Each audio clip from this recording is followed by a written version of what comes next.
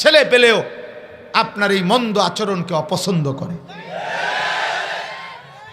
অপছন্দ করে। একজন বয়স্ক লোকের ওইটা বোঝা উচিত। এটা আত্মসম্মানের ঘাটতি, আত্মমর্যাদা নাই।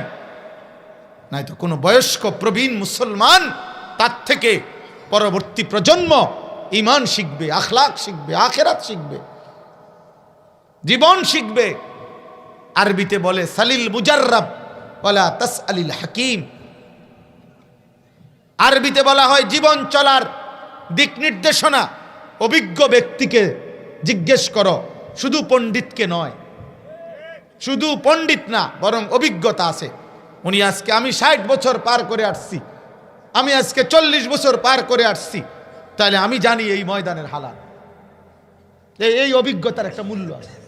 যেমন আমি কথার কথা একটা উদাহরণ দিলাম যে আমি আজকে 21 বছর আলহামদুলিল্লাহ আল্লাহর দয়ায় এই ওয়াজ কম বেশি মাহফিল আল্লাহ আমার যেতটুকু তৌফিক দিছে বলার সুযোগ হয়েছে। 21 বছরের ওয়াজের একটা অভিজ্ঞতা আছে না?